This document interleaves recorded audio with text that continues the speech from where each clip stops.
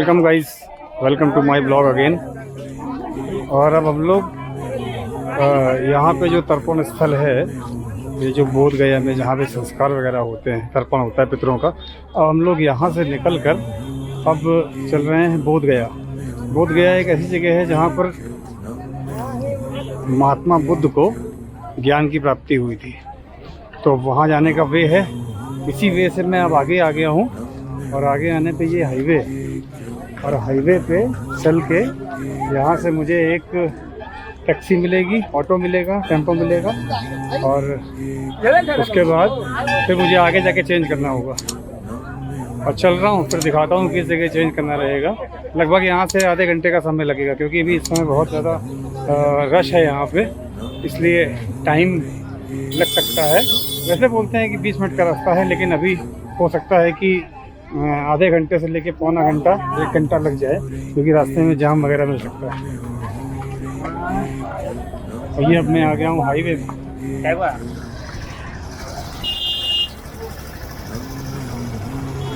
कुछ tempo taxi वगैरह देखता हूँ। पुलिस से ही पूछना ज़्यादा सही रहता है कहीं बाहर जाओ तो। अब भैया ये मुझे जाना है बोध गया, तो कैसे जाऊँगा यहाँ से? गाड़ी पकड़ के चल जाइए। कहीं बाहर जाइए तो कुछ अगर समझ में ना आ रहा हो तो कोई पुलिस पर्सन हो तो उनसे पूछना ज़्यादा बेहतर रहता है। वो आपको बिल्कुल सही और बिल्कुल उचित एडवाइस देंगे।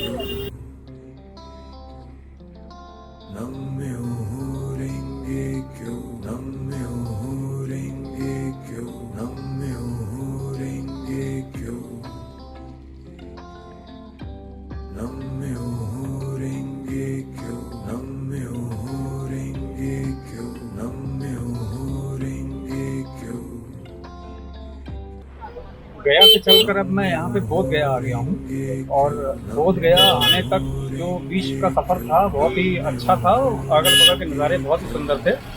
और जो टैक्सी है इसमें चूँकि बहुत पितरपक्ष का टाइम चल रहा है, तो बहुत ही ज़्यादा भीड़ है, रोड पे बहुत भीड़ है, और टैक्सियों में बहुत भीड़ है। जो ये टेम्पो ट्रैवलर और जो भी टैक्सी ऑटो चलते हैं उसमें बहुत ज़्यादा भीड़ चल रही है।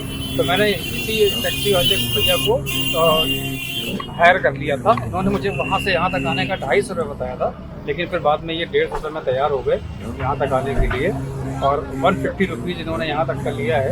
अभी बता रहे हैं मुझे वहाँ पे मेन टेम्पल को लेकर 7 टेम्पल और है, मतलब टोटल 8 टेम्पल हैं, जिसमें कि मेन टेम्पल जो है वो महात्मा बुद्ध, भगवान बुद्ध का टेम्पल है, जहाँ पे उन्हें ज्ञान की प्राप्ति हुई थी। और वहाँ पे दुनिया भर से लोग आते हैं, जापानीज़ भी आते हैं, म्यांमार से भी आते हैं, चाइनीज़ भी आते हैं, थाईलैंड के लोग भी आते हैं, इंडोनेशिया से भी आते हैं, श्रीलंकन भी आते हैं। तो ये एक मेन पिलग्रिम है। बौद्ध धर्म के अनुयायी जो हैं, बौद्ध धर्म को जो मानते हैं, उनके लिए एक मेन पिलग्रिम है अपने इंडिया में, अपने बिहार में। और अभी मैं आपको जस्ट वो सारे मंदिर एक्सप्लोर कराने के लिए चल रहा हूँ। लोग बोध गया में आ गए हैं, और ये है भूटान मॉनेस्ट्री का टेम्पल है, द रॉयल भूटानीज मॉनेस्ट्री। मुझे लगता है कि जो भूटान में जो लोग आते हैं उनके लिए ये मेन हब है, और वो इसी मंदिर में आते होंगे यहाँ पर, और उनके लिए सारी व्यवस्थाएं या जो भी चीज़ें हैं रहने की और भी चीज़ों की, तो ये मॉनेस्ट्री जो है यही उसको हैंडल करता होगा।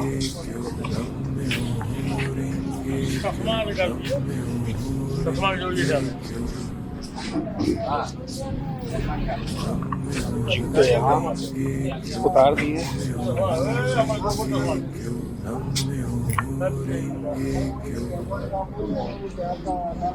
ये बुद्ध भगवान की बहुत ही अच्छी प्रतिमा बनी हुई है।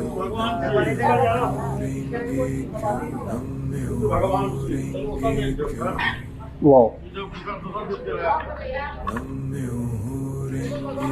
ये देखिए बुद्ध भगवान की कितनी सुंदर सी प्रतिमा बनी हुई है, कितना सुंदर सा टेम्पल है।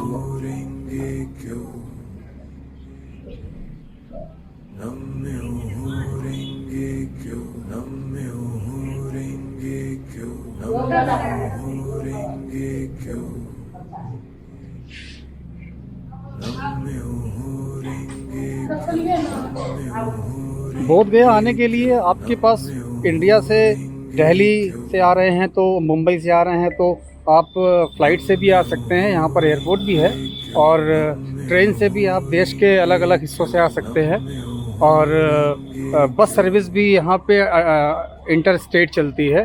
तो आप किसी भी टूरिज्म के मीडियम से आप यहाँ पे बोध गया आ सकते हैं। और अब मैं आ गया हूँ जो जापानीज़ मोनेस्ट्री है, अब मैं उसके बाहर खड़ा हूँ। और जापानीज़ मोनेस्ट्री और भूटानीज़ जो मोनेस्ट्री है वो दोनों लगभग अगल बगल ही हैं, ज़्यादा दूर नहीं है। लेकिन अगर एक कोई गाड़ी या टैक्सी कुछ भी अगर यहाँ कर लेंगे तो आपको इधर से उधर जाने में आसानी रहेगी, समस्या नहीं होगी और थकान भी नहीं होगी। ये है इंडोनेशियन निप्पोनजी जापानीज़ टेम्पल, और इसकी टाइमिंग है 5 बजे से 12 बजे तक, और फिर दोपहर में 2 बजे से शाम 6 बजे तक। तो इस मतलब समय का ज़रूर ध्यान रखें यहाँ आने से पहले।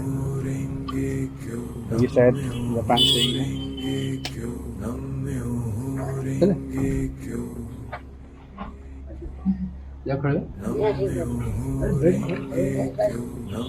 और ये आप इस समय हैं जापानीज़ मोनेस्ट्री में, और ये जापान के लोगों के द्वारा ही जो है ऑपरेट किया जाता है। और जापान के लोग जो आते हैं वो यहाँ पर रहते भी हैं, उनका सारा रहने का, खाने का सब कुछ बंदोबस्त जो है वो यहाँ की मोनेस्ट्री करती है। ये शायद लेडीज मुझे लगता है शायद जापान से हो सकती है।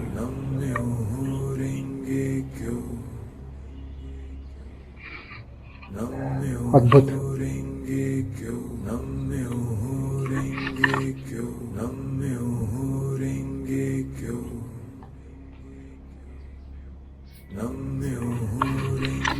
यहाँ पे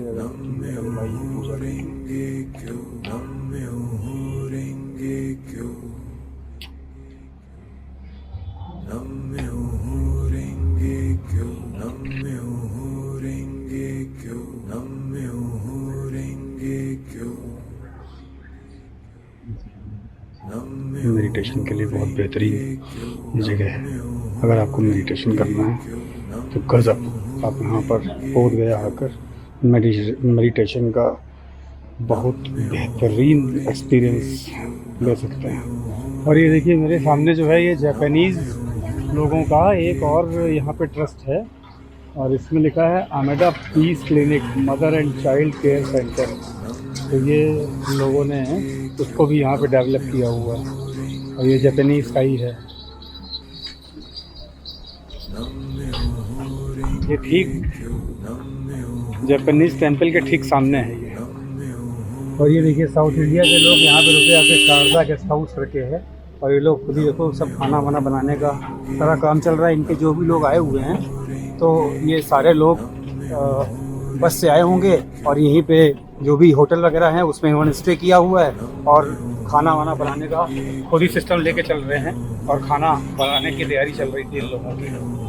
और यहाँ पे बहुत अगल बगल बहुत सारे होटल हैं, एक से एक अच्छे होटल और रिजॉर्ट वगैरह बने हुए हैं। तो यहाँ पे अगर आपको स्टे करना है तो स्टे करने के लिए यहाँ पे जगह की कमी नहीं है। बहुत बढ़िया बढ़िया रिजॉर्ट है, बहुत बढ़िया बढ़िया होटल है।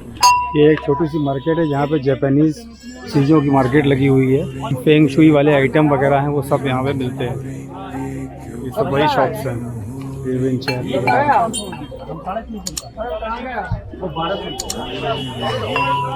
छोटी सी मार्केट है लेकिन काफ़ी अच्छी है।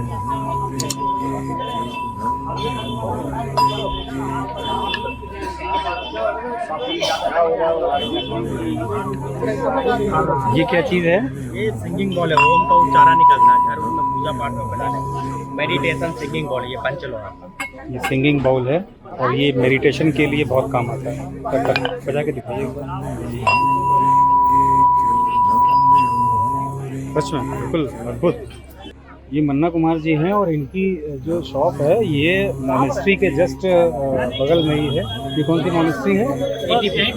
ये 80 फीट मॉनेस्ट्री है और जस्ट एडजेसेंट पे इनकी ये शॉप है और बड़े एंटीक आइटम इनके पास है। सिंगिंग बाउल है, ये देखिए सारे एक से एक जो फेंग शुई वाले जो चीज़ें हैं इसकी इनकी शॉप है। ठीक है भाई, थैंक यू। ओके, तो ये है 80 फीट स्टैचू है यहाँ पे गौतम बुद्ध भगवान का, और ये बहुत ही सुंदर स्टैचू दिख रहा है दूर से। वाह, कैसे बनाया गया होगा ये, किस तरीके से, गजब। दिखाता हूँ आपको। 80 फीट का स्टैचू है ये गौतम बुद्ध भगवान का।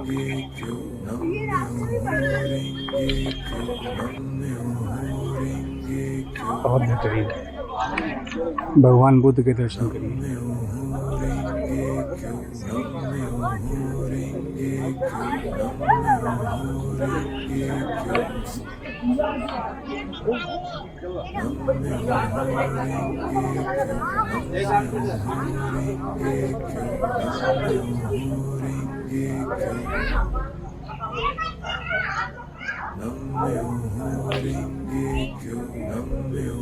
इसीलिए ये हब है फॉरेनर के यहाँ आने का, जापान से, भूटान से, इंडोनेशिया से, थाईलैंड से, चाइना से और म्यांमार से, क्योंकि अद्भुत अद्भुत है। भगवान बुद्ध का जो एक प्रेजेंस है वो लग रहा है। एक टेम्पल और है, ये तिब्बतीस का है, लेकिन अभी वो भाई साहब बता रहे हैं कि ये टेम्पल लॉकडाउन के बाद से बंद है, कोविड के बाद से बंद है, और इसमें कुछ काम वाम चल रहा है। लेकिन है वाकई बहुत खूबसूरत मंदिर, लग रहा है जैसे थाईलैंड का कोई भी टेम्पल उठा के यहाँ पर रख दिया गया हो। इतना सुंदर सा टेम्पल है ये। और यहाँ लिखा भी है कि मंदिर में काम होने के कारण ये मंदिर अभी बंद है। अंदर से दिखाने की एक बार करता हूँ कोशिश आपको।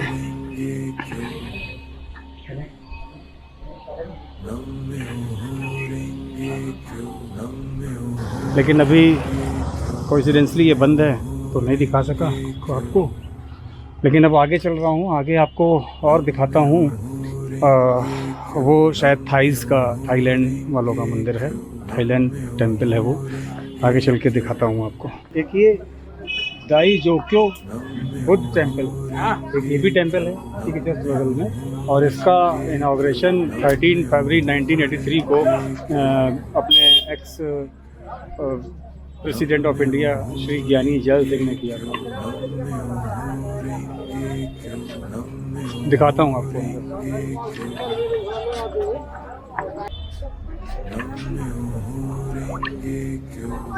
सीढ़ियाँ हैं लगभग 20-25, भीड़ भी काफ़ी है इस टेम्पल में।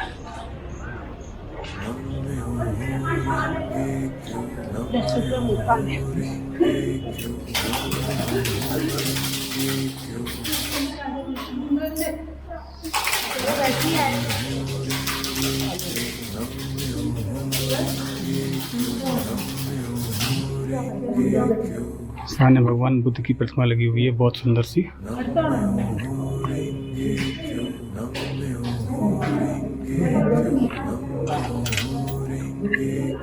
सारी शॉप्स हैं, गौतम बुद्ध की मूर्ति और जो फेंग शुई के जो भी आइटम है वो सारे कुछ यहाँ पे मिलते हैं बाहर। और अब आया हूँ मैं तिब्बतियन मॉनेस्ट्री है जो, तो वहाँ का कर्मा टेम्पल है। ये देखिए, ये भी काफ़ी सुंदर सी कलाकारी लग रही है यहाँ पे। क्या गजब है भाई, मुझे तो लग रहा है कि मैं थाईलैंड या बैंकॉक की तरफ आ गया हूँ, वहाँ के मंदिरों का एक्सप्लोर कर रहा हूँ।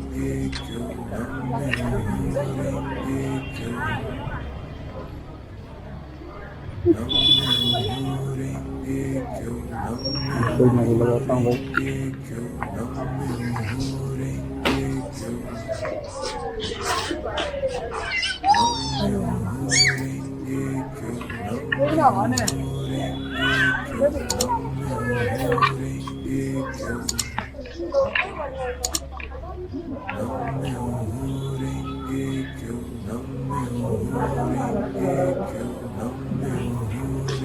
ये भी तिब्बतियन वास्तुशास्त्र का एक बेहतरीन नमूना है।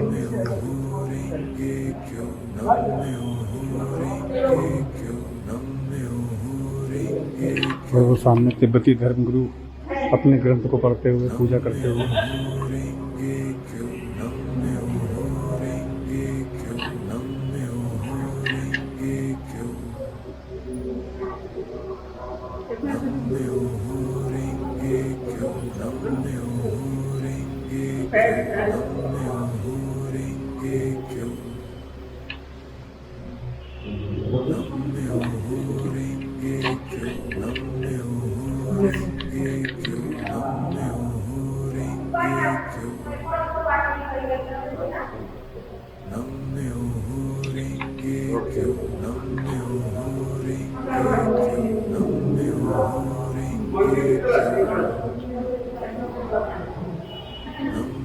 और अब मैं आ गया हूँ थाई टेम्पल, वाट थाई बुद्ध गया टेम्पल, और इसको पहले के ज़माने में बोलते थे नौलखा टेम्पल। अभी जैसा कि मुझे पता लगा कि ये टेम्पल कभी किसी ज़माने में 9 लाख रुपए का बना था, इसलिए इसका नाम नौलखा टेम्पल भी कहा जाता है। और ये थाई कम्युनिटी का टेम्पल है।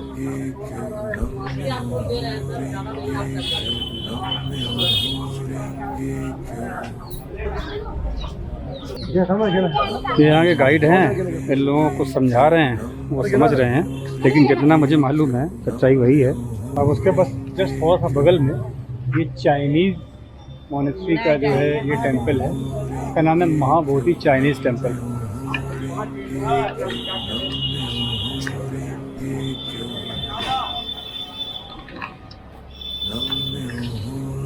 जैसा कि यहाँ पे सारे जो चाइना में जो रहने वाले बौद्ध धर्म के जो अनुयायी हैं, उनके यहाँ आने पर उनकी सारी रहने की और बाकी सारी व्यवस्थाएं ये मोनेस्ट्री करती है।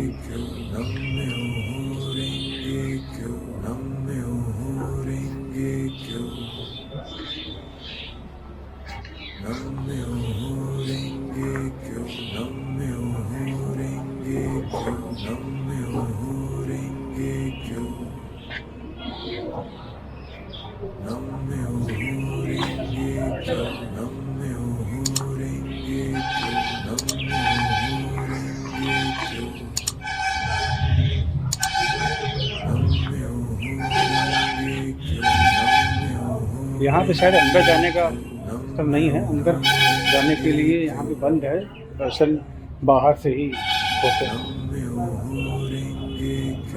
तो लोग बाहर से ही करते हैं।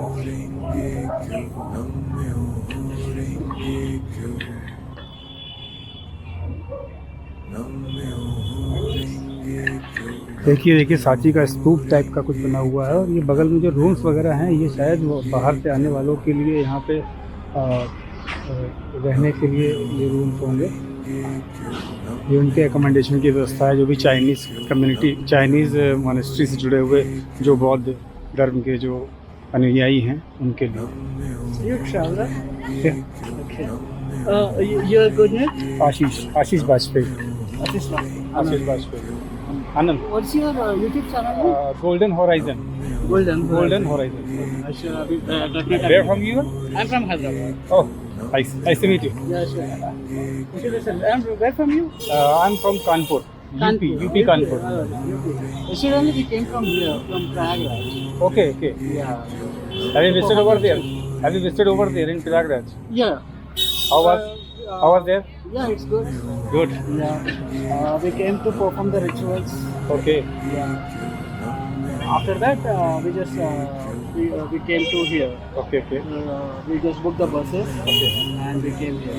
Okay. And also today we have a lot of rituals to perform. Yeah. Already the puja is going on. Yeah. The next beside to that building. Yeah. We are staying in a hotel. Okay. So they are performing. We came from Vishwanath, that place. Okay, Baba Vishwanath. Yeah. Okay. That's it. Banaras. Yes. Okay. Again today evening or tomorrow we'll go to Kashi. Okay. Very nice. Nice to meet you, Mr. Anand. Yeah, sure. Okay. ये सज्जन जो मिले थे, इनका नाम आनंद था और ये हैदराबाद से आए हुए हैं अपनी नॉर्थ इंडिया को घूमने के लिए। काफ़ी इम्प्रेस थे अपने नॉर्थ इंडिया में, ये बनारस, प्रयागराज और अब बोध गया आकर काफ़ी इम्प्रेस है, इनको काफ़ी अच्छा लगा। ये टेम्पल है, एक्चुअली मेन टेम्पल है बोध गया का, और भगवान गौतम बुद्ध को बताते हैं ज्ञान की प्राप्ति जो हुई थी वो इसी टेम्पल में यहीं पे हुई थी। गाइस ये व्लॉग जो है ऑलरेडी अब काफ़ी लंबा हो चुका है, तो अब ये मेन टेम्पल है, मैं इसको एक्सप्लोर करूँगा अपने अब नेक्स्ट व्लॉग में। So stay connected, thank you.